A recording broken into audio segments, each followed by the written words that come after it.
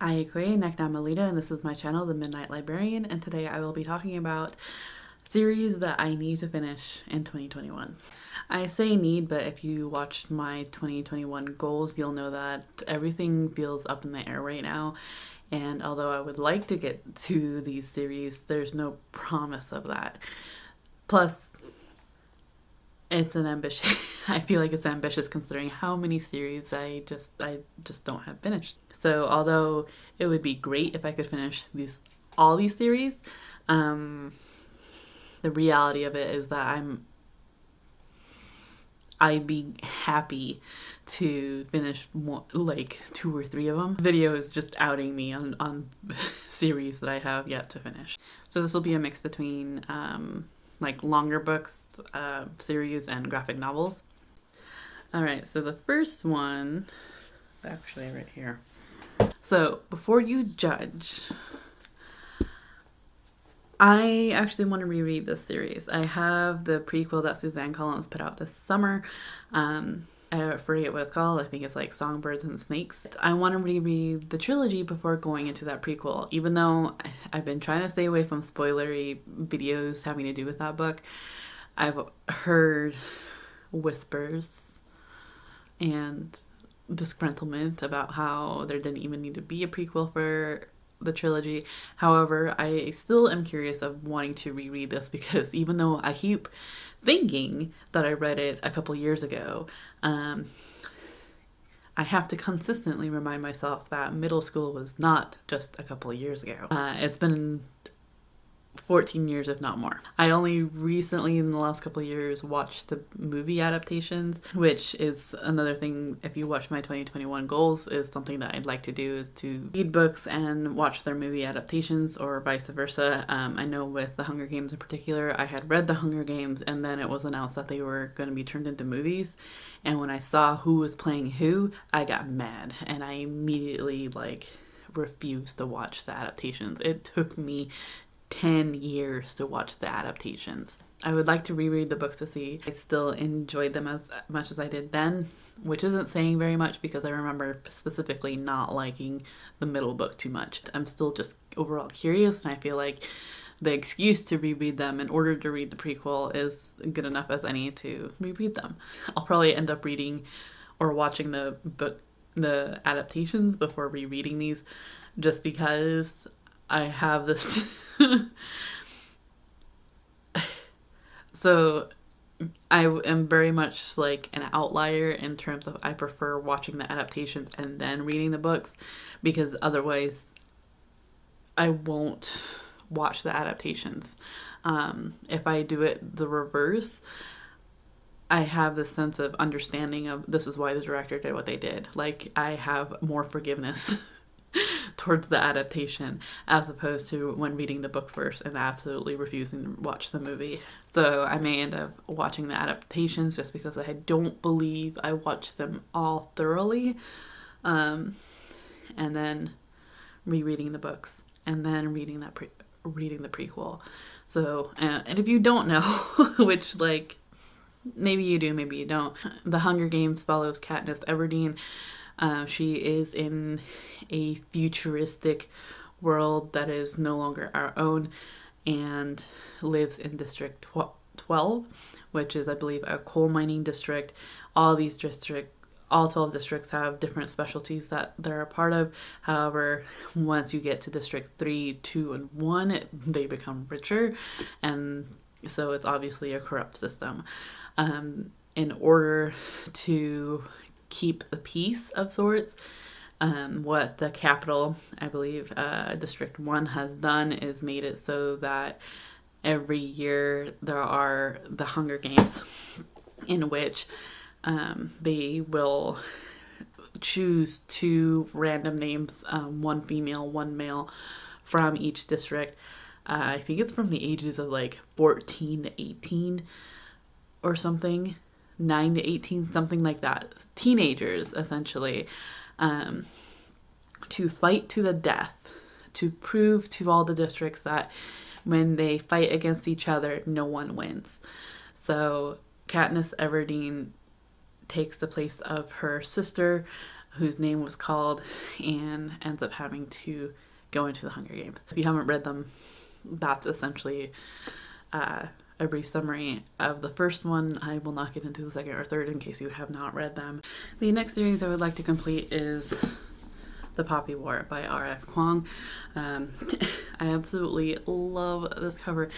I just can't deal with the white covered books though, because I do not have a tendency to keep them clean. So I have read The Poppy War before. However, I think I only gave it 3 stars, but that's because I feel like it was how long it took me to read. It took me 2 years to read this book. Mostly because at the time, tomes intimidated me. They still kind of intimidate me. However, this one, looking at it, I'm just like, how did that intimidate me? Particularly when I compare it to its sequel. Like, it fits into the hard... but also, reading that monster, like... Why did I think this was... Anyway, so I would like to reread this because I feel like definitely the 2-year span it took me to read it and like affected how much I enjoyed the book. Just see if that's true by rereading this and then moving on to the Dragon Republic and the Burning Gods. So I've heard nothing but fantastic things about this. I haven't heard about it. This book follows Rin. She is poor female of color living in it's a fantasy world that's based off of is it Chinese and Japanese history. Rin lives in is a I believe she's a child of war, isn't she? Or she's being raised by her aunt and uncle, who are opium dealers. They are not the best people. And when as she's starting to get of age, they think they can sell her off to, or not sell her, marry her off to a rich man in their area to get him addicted to opium and in turn make them rich. Rin has no plans on doing this. She ends up taking a nationwide test and earns the highest score to get herself into an academy. And although she feels like this is going to be better for her life, when she gets there, because she's a dark-skinned peasant girl from the South, her classmates start judging her based on the color of her skin, the fact that she's poor, the fact that she's female. But then she discovers that she can, under guidance from one of the professors there, she finds that she has an ability to unlock an unearthly power. But when the tensions rise between the two conflicting nations, Rin's own and another nation, war is coming. This one, I hear it has a lot of complexities in terms of what it is based off of, which I believe is the history of the Chinese and Japanese conflict. Its historical complexities are something to definitely behold. So I am excited to get back into this series and see how I actually feel about it, as opposed to just looking at the size and being intimidated. So the next series is The Arc of the Cythe by Neil Shusterman. This book series, I've read Cythe before, so has my partner. We both read it around the same time, and then I bought Thunderhead, and my partner read it, and we had attempted to read it earlier this year. For him, it was a reread. For me, it was my first read through. However, that kind of just, I think that fell apart when COVID hit. I feel like I need to reread both Cythe and restart Thunderhead and then move on to The Toll, which we have all 3, just because I personally remember when I read Cythe and it came to the end, I thought that was just fine. So when it came out that it was a trilogy, I was kind of upset because I feel like I didn't need one. But now I'm thinking, like, what was I thinking? So now I want to reread them, and maybe I'll just do like a full binge read, all 3 of them, since I have all 3. So I may just end up doing that. The Arc of the Cythe by Neil Shusterman is a utopia, so therefore it's a dystopia where there is no death. Anything health related is fine. If you try to kill yourself. It can't happen. In fact, it's become like a sport for the thrill of it. There are these like nanites that help your body fix itself and preserve you. The only way you can die is through a scythe.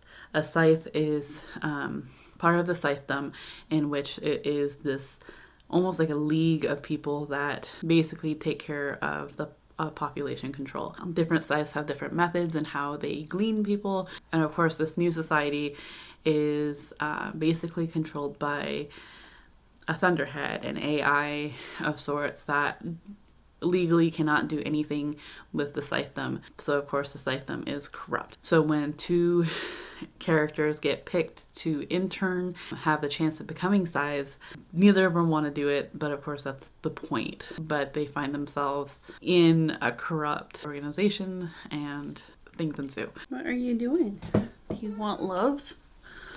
Oh, so this is Chai.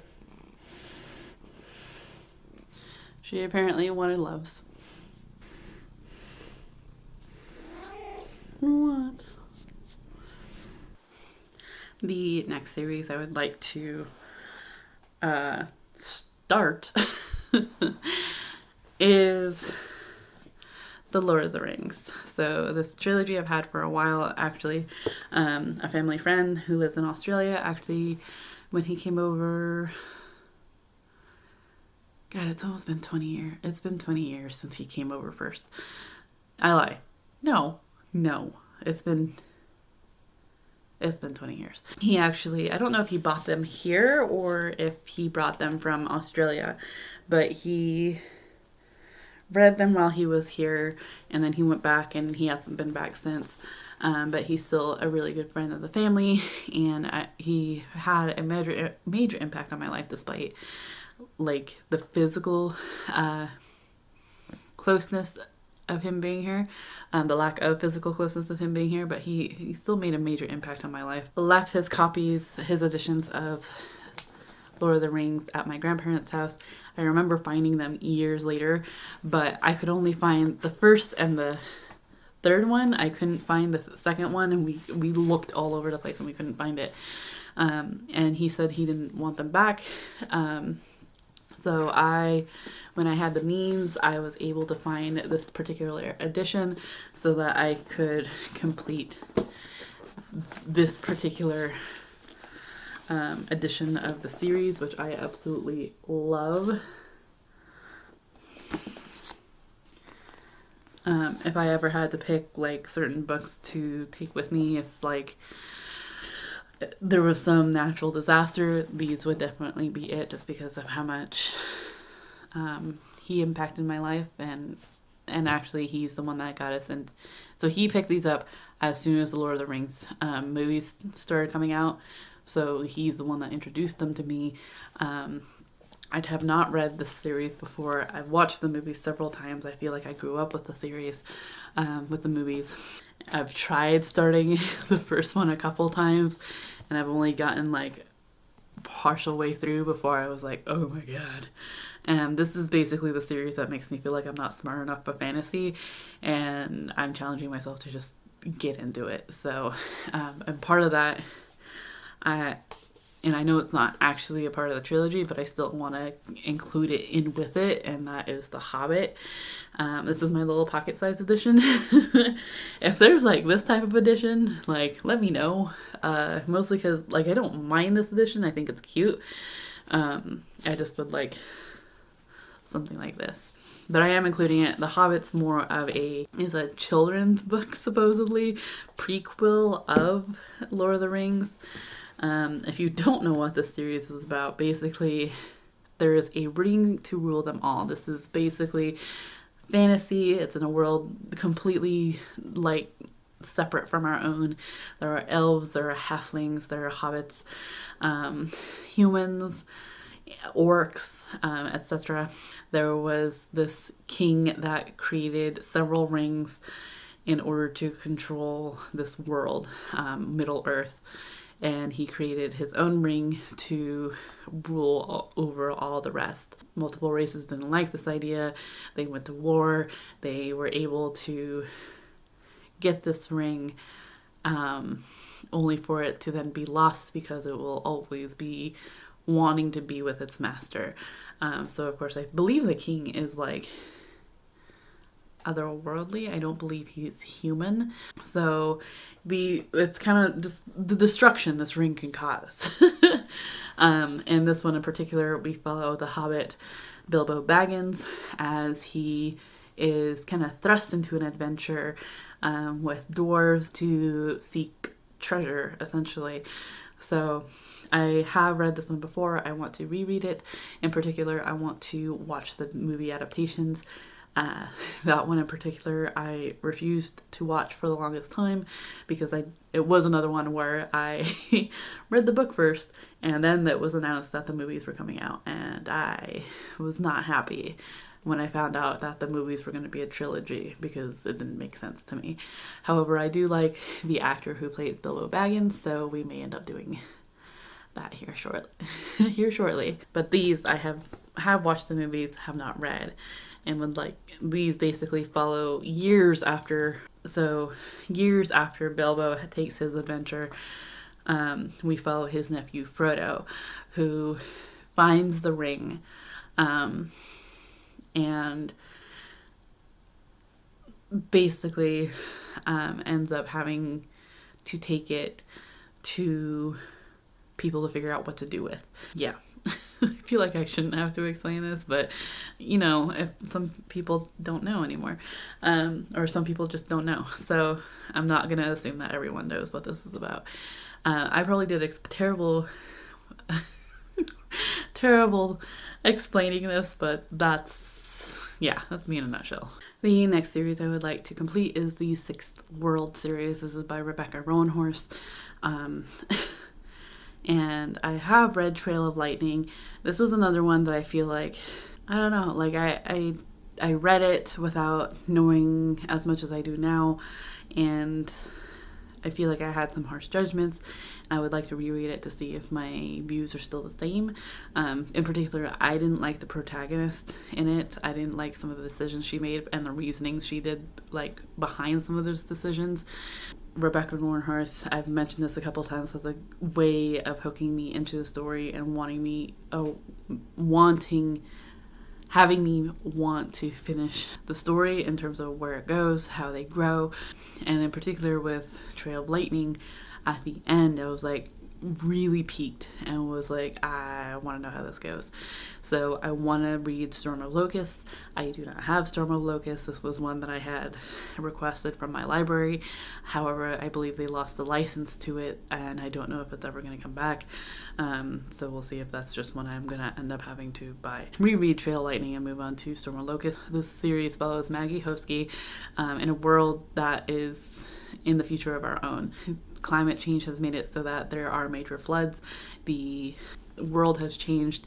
However, in Trail of Lightning, what we see is on Navajo land. The Navajo had built walls around their reservation in order to keep out because they knew what was going to happen, and they wanted to keep out the rest of the world and save their people. But because of the floods, this kind of put the world into the Sixth World, and Navajo gods of legend are back. So we have Coyote and like a bunch of others. Coyote is the first one that comes to my head because he's a pretty prominent character. And Maggie Hosky is a monster slayer.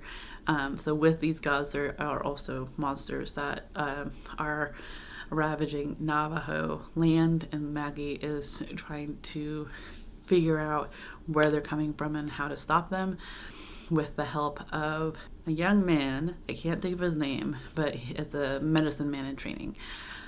So yes, this is a Navajo inspired story. Rebecca Roanhorse is not Navajo, though she is Indigenous and Black.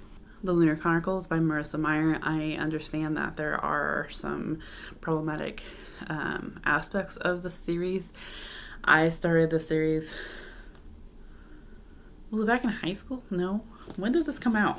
Well, the fact that this one, this particular edition says coming soon and says Scarlet 2013, Crest 2014, and Winter 2015 makes me think I didn't read this until 2012. So it was after high school, but I was in early college. Problematic things in here that I understand. I have a terrible time finishing series. It's one of those things where a couple of years ago when I found out they would be a particular book would be a series, I'd get mad because it felt like an unneeded commitment. Make of that as you will. But this series in particular was one that I was always excited for. So I read the first 3. However, when it came to Winter, when I ordered it, I got the wrong edition, and the one I got was shorter than the rest of them, so it didn't match the collection I had. I was pissed. I was so mad, and so I refused to read the book until I got I was being such a brat. I refused to read it until I got the edition that matched my book series, because I'm that type of person.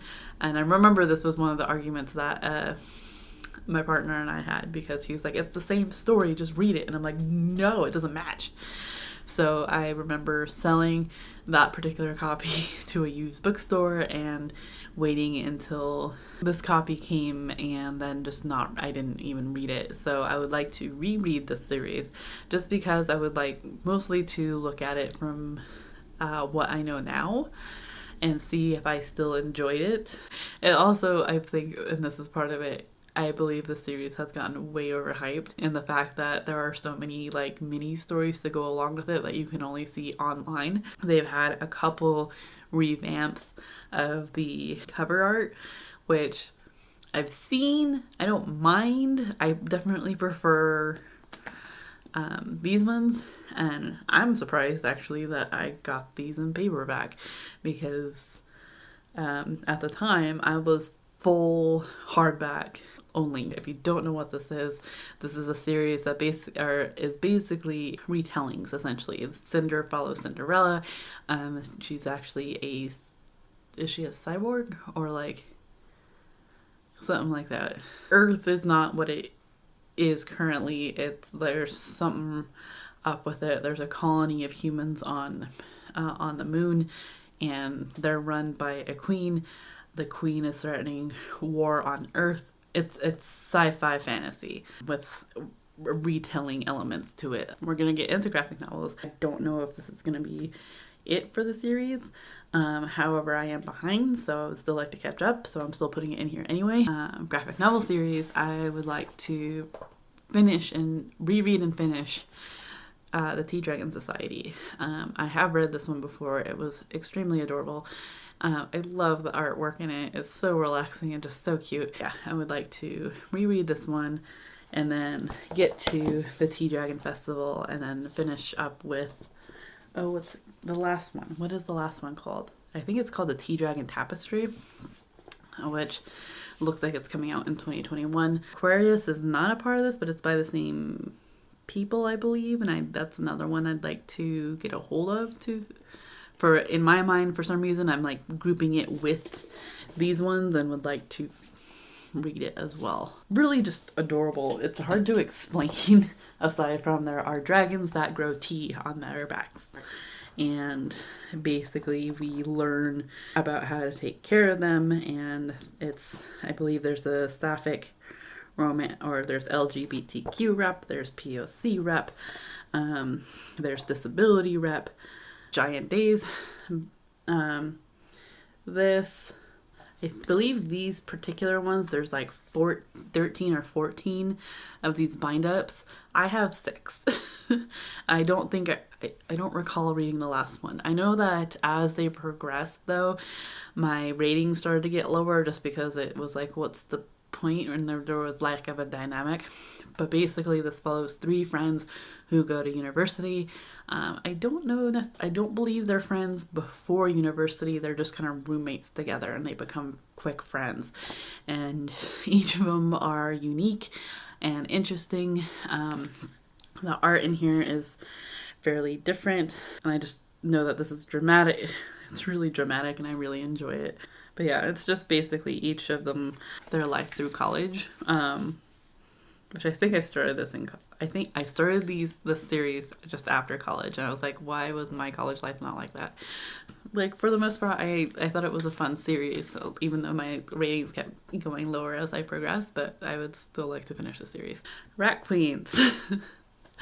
I read the first 3 of these and then was really hesitant to grab anything beyond that because the art changes.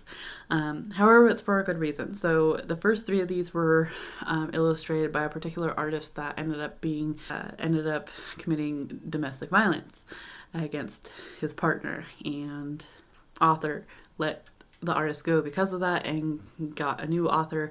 However, I understood that not only does the art change, but the story slightly changes.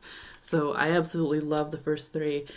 Basically, it's almost like following like a full female cast of D&D.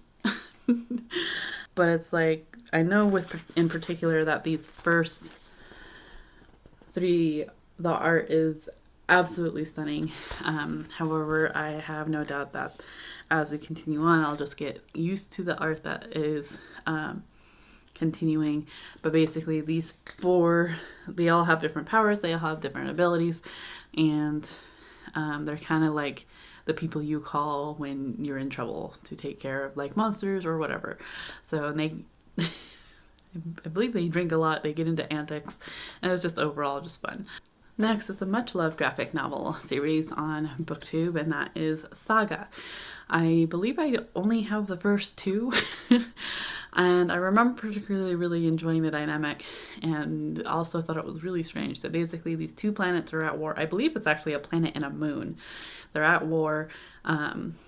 They are 2 different species. They end up having a baby together, and are trying to figure out ways to stop the fighting because there is no point, because I believe it's all based on political rulers, not so much the races.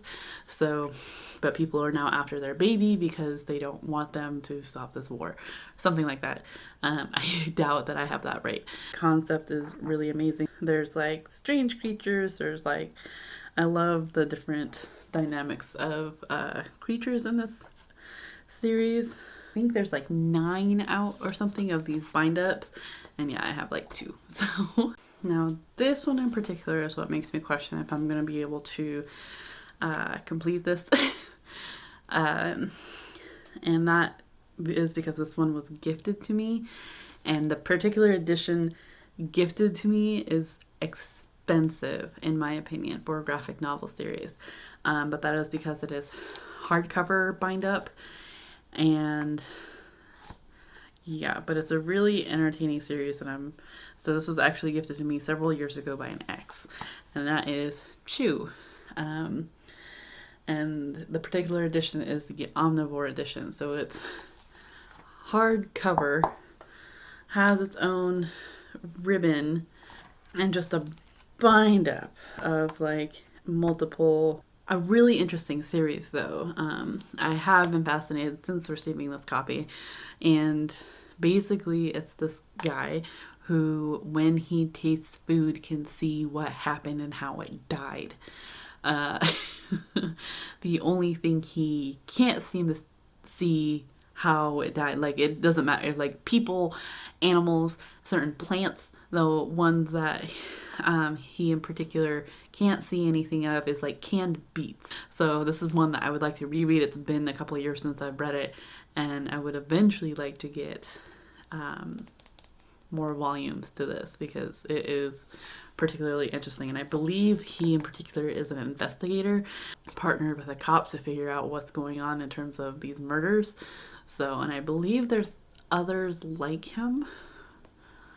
So yeah, like just even talking about it like gets me pumped to continue on with the series. And finally, my last graphic novel that I would like to catch up to is Monstrous.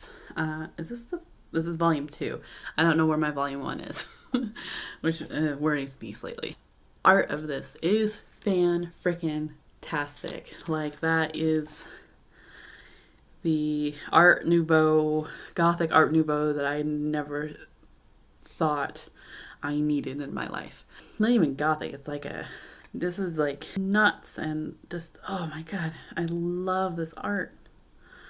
It is so detailed and so unique. The story is unique. Basically, this is a fantasy. I can't even explain it to you. I'm not even sure. I don't remember what it's about.